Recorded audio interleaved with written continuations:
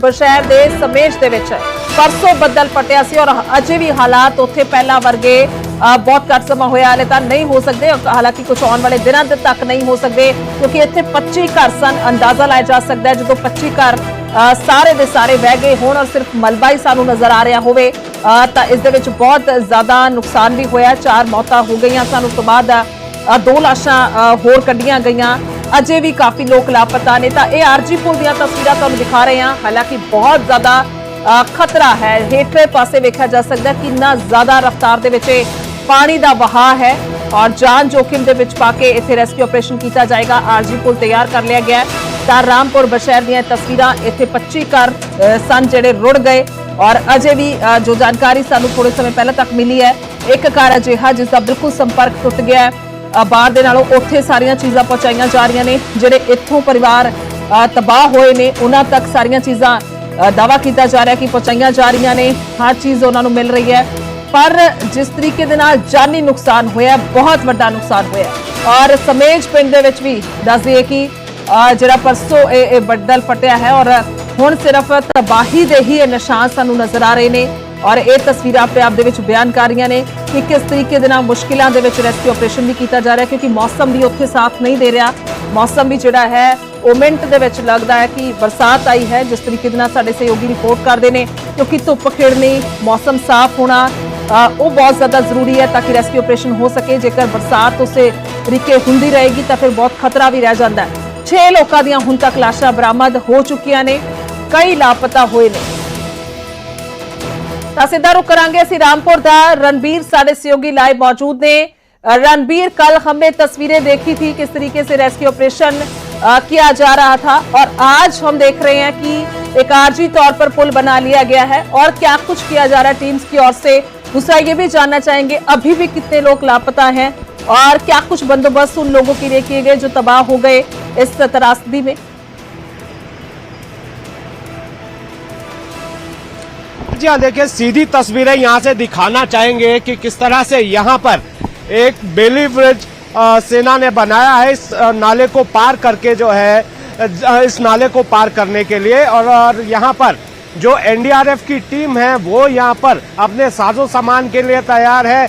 जैसे ही ये पुल जाने की स्थिति में होगा, यहाँ पर अभी जो सेना के जवान हैं अंतिम रूप इसको दिया जा रहा है। आप देखिए किस तरह से यहाँ पर पार जाने के लिए व्यवस्था की गई है और आज तीसरा दिन है।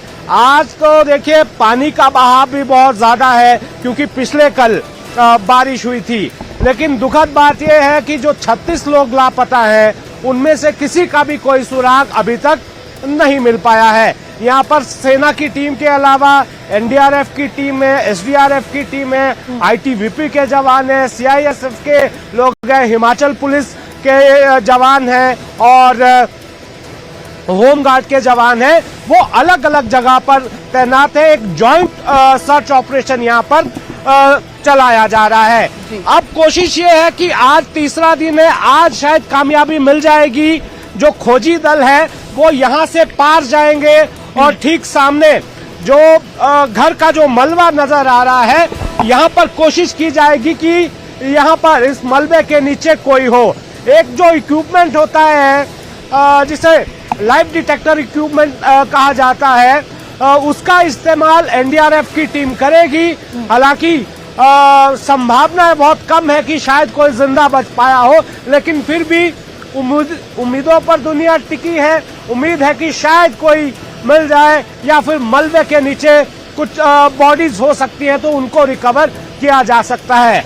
आप इसी बात से अंदाजा लगा सकते हैं कि यहाँ पर आपदा कितनी भयंकर है। बड़े बड़े पत्थर है, पानी देखिए किस तरह का बहाव है और आप ठीक सामने ये पीडब्ल्यूडी की मशीनरी आप देख सकते हैं कि इतनी बड़ी जेसीबी मशीन है, लेकिन इसको एक पूरा दिन लगा जहां से इसने शुरू किया था एक किनारे तक रास्ता बनाने के लिए। इतनी मुश्किलात यहाँ पर है और यहाँ पर कोशिश की जाएगी कि ये मशीन अब यहाँ इस नाले को पार करने के लिए कोई रास्ता बनाएगी, लेकिन फिलहाल इसकी भी संभावनाएं कम लग रही है क्योंकि चुनौती बहुत बड़ी है। आपको लड़ना पड़ेगा। यहाँ पर ये जो पानी है आप देखिए, इसका बहाव देखिए तो यहाँ पर यही कोशिश है कि जो खोजी दल है वो जैसे तैसे यहाँ से नाले को पार करे और वहां पर सर्च ऑपरेशन चलाया जाए। ये सर्च ऑपरेशन यहीं पर नहीं है, ये बताया गया जो जिला प्रशासन है उसकी तरफ से करीब 80 किलोमीटर तक के दायरे में सर्च ऑपरेशन चलेगा। जो ये समेत नाला है ये सतलुज नदी में मिलता है और सुन्नी डैम के आसपास जो है वहां पर मलबा भी इकट्ठा हुआ है। वहां पर भी जो एनडीआरएफ के जो लोग हैं, जो अलग अलग खोजी दल हैं, वो एक जॉइंट ऑपरेशन चला रहे हैं, वहां भी तलाश की जा रही है। जी रणबीर, आपने बहुत अच्छे से बताया शब्दों से कि किस तरीके के वहां पर हालात हैं और किस तरीके से टीम काम करेंगी और दूसरी ओर जाकर किस तरीके से खोजा जाएगा। लेकिन आपसे ये भी जानना चाहेंगे, क्या पॉसिबिलिटी है दूसरी तरफ जब टीमें पहुंचेंगी वहां पर सारे ही लोग मिल जाएंगे? हालांकि आप बता रहे जैसे बहुत कम चांस है कि वो जिंदा बचे हों या फिर कुछ नालों में बह गए होंगे। और इसके अलावा आप बता रहे थे कि एक घर ऐसा है जिसका बिल्कुल कनेक्शन टूट चुका है और उनको जो खाने के लिए पहुंचाया जा रहा है। इसके अलावा क्या कुछ आपकी जुबानी समझना चाहेंगे? और मौसम भी बताएं कैसा है आज का? जी हाँ, देखिए, जी हाँ, मौसम आज जो है बादल जरूर छाए हुए हैं, लेकिन राहत की बात है कि बारिश नहीं हुई है। पिछले कल भी दोपहर के समय जब बारिश हुई तो सर्च ऑपरेशन में बाधा आई है, लेकिन अभी बारिश नहीं हो रही है तो इससे आसानी है। लेकिन जो सवाल आपने किया है, देखिए संभावनाएं यहाँ तलाशी जा रही हैं। यहाँ पर कुछ एक घर का जो है मलबा ठीक सामने, हम कोशिश करेंगे तस्वीरें दिखाने की। 8-10 घर यहाँ पर थे, तो एक संभावना तो शायद ये लग रही है कि शायद इस मलबे के नीचे कोई दबा हुआ हो सकता है। लेकिन जिस तरह का मंजर है, जिस तरह की तस्वीरें हैं और जिस तरह से लोगों ने बताया है कि पानी का बहाव किस तरह से था, कितना तेज था, तो एक संभावना तो ये है कि अधिकतर जो लोग बह गए होंगे उनमें से कोई बहुत कम लोग हो सकते हैं। लेकिन फिर परिवार को लेकर आपने सवाल पूछा है, वो पहाड़ी पर थोड़ा दूर है तो वो सुरक्षित है। उनके पास जो है आने जाने का पूरा रास्ता वो कट गया था। यहाँ पर रस्सी के सहारे जो है उन तक खाना और राशन वो पहुंचाया गया है, वो पूरी तरह से सुरक्षित है।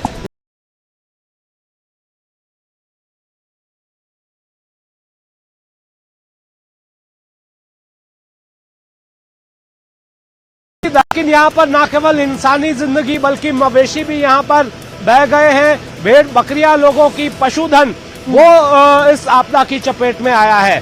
तो यहाँ पर जितने लोग आपदा से जो प्रभावित हुए हैं, मुख्यमंत्री कल यहाँ पर आए थे, उन्होंने पूरा आश्वासन दिया है। फौरी तौर पर 50,000 रुपए उनके राशन के लिए और कपड़ों के लिए राज्य सरकार ने मदद पहुंचाई है। और उसके अलावा आगामी 3 महीने तक का राशन राज्य सरकार ही देगी, सिलेंडर भी राज्य सरकार देगी। और गांव में ही जो लोग यहाँ पर बेघर हो गए हैं, वो अगर गांव में किराए पर रहना चाहते हैं तो 5,000 रुपए महीना जो किराया है वो भी राज्य सरकार वहन करेगी। खैर, ये तो वो चीजें हैं जो की जा रही है सरकार की तरफ से, लेकिन जिन्होंने अपनों को खोया है उसकी भरपाई तो जिंदगी भर नहीं हो सकती। लेकिन यहाँ अभी चुनौतियां बहुत ज्यादा हैं सेना के सामने और एनडीआरएफ के सामने भी। कोशिश ये है कि जैसे तैसे ज्यादा से ज्यादा संख्या में जो खोजी दल है नाले को पार करके उस मलबे वाली जगह पर पहुंचे। और जो जेसीबी मशीन है अगर वो पहुंच जाती है तो उससे राहत होगी। जो सर्च अभियान है वो और तेजी से चलेगा। जी, लेकिन पानी का बहाव इतना ज्यादा है, अभी तो ये भी नहीं पता कि गहरा कितना है। तो यहाँ पर कोशिश अब की जाएगी आगे बढ़ने की। जी ठीक है, बहुत बहुत शुक्रिया रणबीर तमाम जानकारी के लिए। और पहले से अगर बात की जाए तो कल और आज में सिर्फ यही फर्क है, ये आरजी पुल बना लिया गया है। बहुत बहुत शुक्रिया। ताए तस्वीरां ने रामपुर हिमाचल तो लाइव और दसिया साढ़े सहयोगी ने कि सरकार दावा कर रही है कि मदद ਜਿਹੜੀ ਅਸੀਂ ਕਰਾਂਗੇ और दावा ਜਿਹੜਾ है वो ਇਹ ਕੀਤਾ ਜਾ ਰਿਹਾ ਲੋਕਾਂ ਦੇ ਹੱਕ ਦੇ ਵਿੱਚ ਕਿ ਕਿਵੇਂ ਉਹਨਾਂ ਨੂੰ ਪਹਿਲ ਜਿਹੜੀ ਹੈ ਉਹ ਸਹਾਇਤਾ ਦਿੱਤੀ ਜਾਵੇ। ਦੂਸਰਾ ਇਹ ਲੋਕ ਜਿਹੜੇ ਦਬੇ ਹੋਏ ਨੇ ਉਹਨਾਂ ਦੀ ਭਾਲ ਕੀਤੀ ਜਾਵੇ।